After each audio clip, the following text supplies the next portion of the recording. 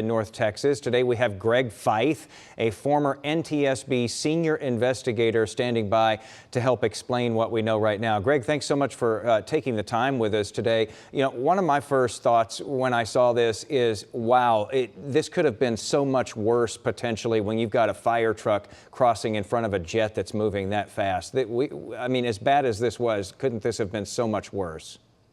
Absolutely, Jason. Given the fact that that fire truck weighs in the order of 250 to 300,000 pounds, fully loaded with retardant and that kind of thing to respond to an aircraft fire. So it's a huge, heavy object.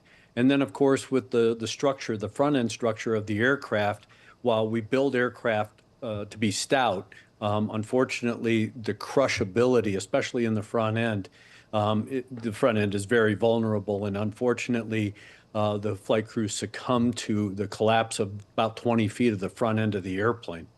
What is it that investigators focus in on something like this? I mean, so many times it seems like it's a huge mystery in the beginning, what happened. It looks like we have a pretty clear understanding of what happened in this one.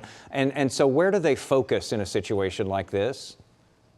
Jace, there's several parts to this. One, yes, there is the obvious, and of course, a lot of people have been talking about it all day, especially with the audio tape. You hear the air traffic controller giving clearance to the crew of the fire truck, and then all of a sudden we have this security video that actually shows the collision.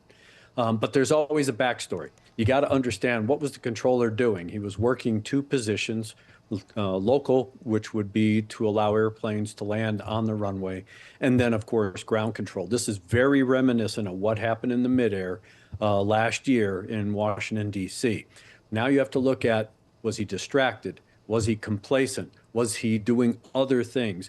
Because he's supposed to be observing that landing traffic to avoid these kinds of conflicts. And at apparently some point late in the ground roll of the Air Canada aircraft, he did recognize there was an imminent collision, and he tried to warn the fire truck, you know, stop, stop, stop. If it was me doing the investigation, I'd be questioning some of the commands, because if you see that kind of collision, it may be better to try and just evade or evacuate the runway by driving off the side rather than telling the vehicle driver to stop. So the board's going to be looking at a lot of different aspects of the air traffic control system.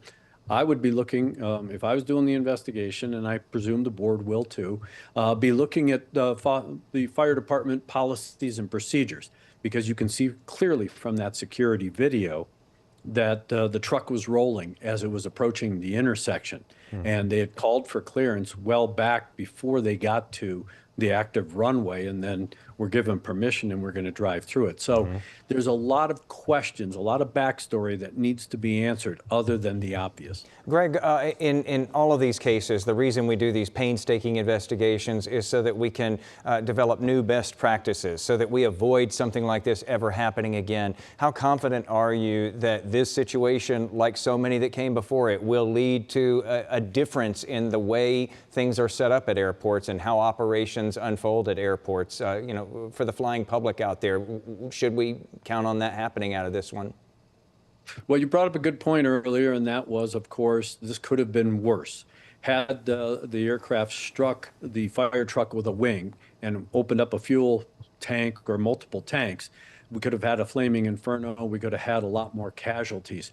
When you look at the overall investigative process, trying to identify the facts, conditions, and circumstances, it is a learning lesson so that these folks that did pass away don't die in vain. We have to understand what happened, why it happened. And I know that Secretary Duffy said that there was a full complement, pretty much a full complement of air traffic controllers at LaGuardia. It'll be interesting to see if the NTSB agrees with that, given the fact that the chairman was pretty upset, especially coming out of the public hearing over the midair. So when you look at it for the public, yes, it's truly an inconvenience and has been at LaGuardia because it has a ripple effect all the way across the country.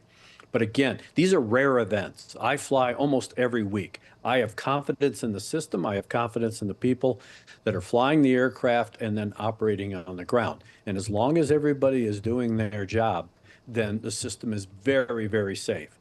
we do have, unfortunately, an interaction between humans and machines.